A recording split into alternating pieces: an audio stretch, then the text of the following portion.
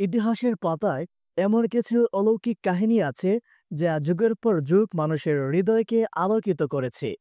তাদের ভিতর অন্যতম হল হজরত সুলাইমান আলাইহিস সালাম ও সাবার রানী বিলকিসের রহস্যময় সাক্ষাৎ। তিনি শুধু একজন রাজা ছিলেন না, বরং আল্লাহর বিশেষ দানপ্রাপ্ত এক নাবী, যিনি জিন, পশু পাখি, এমনকি বাতাসকেও আদেশ করতেন। অন্যদিকে রানী বিলকিস ছিলেন অপরিসীম ঐশ্বর্য ও ক্ষমতার অধিকারিণী, যিনি সূর্যকে উপাসনা করতেন। তার বিশাল সিংহাসন হজরত সুলাইমান আলাইহিস সালামের এক দানবীয় জিন উড়িয়ে নিয়ে এসেছিল। এই গল্প শুধু এক রাজা ও রানীর নয়, এটি তাওহীদের জয়গান, অহংকারের পতন আর আল্লাহর শক্তির এক মহা নিদর্শন। আসুন ডুবে যাই সেই অলৌকিক কাহিনীর গভীরে, যেখানে সত্য ও মিথ্যার সংঘর্ষে শেষ পর্যন্ত প্রতিষ্ঠিত হয়েছিল একমাত্র সত্য আল্লাহর একত্ববাদ। যেদিন আকাশ কেঁপে উঠেছিল জিনদের গর্জনে, সমুদ্রে গভীর থেকে জেগে উঠেছিল ছন্দম জিন, আর আকাশে ছুটে বেড়াচ্ছিল রহস্যময় ডানাওয়ালা ঘোড়া, সেদিন তাকদীরকে চ্যালেঞ্জ করেছিল এক জিন। কিন্তু হজরত সুলাইমান আলাইহিস সালামের দরবারে প্রকাশ পেল ক্ষমতা, বিস্ময় আর ইমানের এক অধ্যায়, যা বদলে দিল পৃথিবীর সব ইতিহাস। কি আছে এই ভিডিওতে জানতে হলে দেখতে থাকুন পুরো ভিডিওটি। আজকের এই কাহিনী আপনাদেরকে শিহরিত করবে। আপনি কি জানেন, এমন এক নবী ছিলেন, তিনি বাতাসকে আদেশ করলে তাকে মুহূর্তেই বাঁশের পথ বের করিয়ে দিত এক মুহূর্তের মধ্যেই। আপনি কি জানেন, তার আঙুলের একটি আংটির শক্তিতেই জিন, মানুষ, পশু পাখি সবাই নিঃস্বার্থভাবে তার খেদমতে হাজির হতো। আর সেই আংটি হারানোর পর যখন কেউ তাকে চিনতেও পারত না, তখন তিনি সমুদ্র থেকে এক সাধারণ মাছ ধরলেন, আর তার পেট থেকে বের হলো সেই অলৌকিক আংটি। হ্যাঁ দর্শক, আজকের এই গল্পে আছে জিনদের আনুগত্য, শয়তানের ষড়যন্ত্র, ফেরেশতার আগুনের গোলামরা, আর রাজকন্যার প্রেম, মূর্তি পূজার ফিতনা, এবং সেই কিংবদন্তি সিন্দুক যার খোঁজে ইহুদিরা আজও পাগল প্রায়। তাহলে চলুন ডুব দেই হজরত সুলাইমান আলাইহিস সালামের সেই অলৌকিক ও রোমাঞ্চকর কাহিনীর গভীরে। এক ১৩ বছরের ছোট্ট বালক কিভাবে পৃথিবী জুড়ে শাসন করেছিল আশ্চর্যজনক এক বিচার ব্যবস্থা। হজরত সুলাইমান আলাইহিস সালামের অসাধারণ এক সিদ্ধান্ত, যে আপনাকে হতবাক করে দেবে। বাতাসের বিরুদ্ধে বিচার, এমনটিও কি হতে পারে? এই গল্পে জানতে পারবেন কিভাবে এক অদ্ভুত পরিস্থিতি, আল্লাহর বিশেষ রহমত এবং এক দুর্দান্ত বিচারিক সিদ্ধান্ত বদলে দিতে পারে এক বুড়ির জীবন। ভিডিওটি দেখুন আর জানুন কেন এই বিচার এক অবিস্মরণীয় ঘটনা হয়ে উঠেছিল।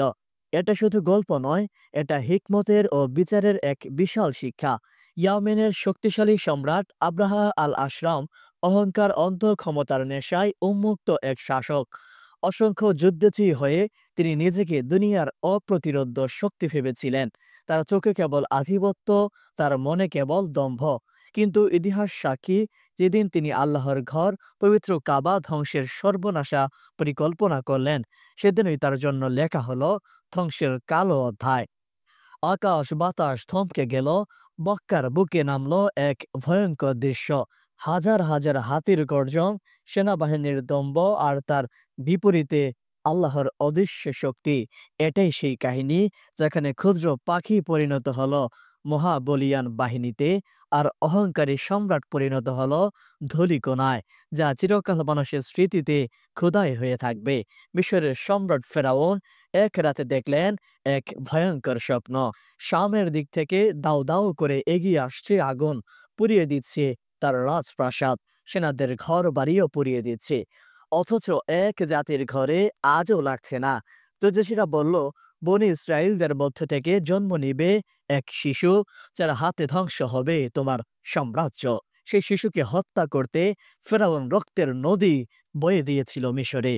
কিন্তু আল্লাহর পরিকল্পনা বদলাতে পারেনি সে।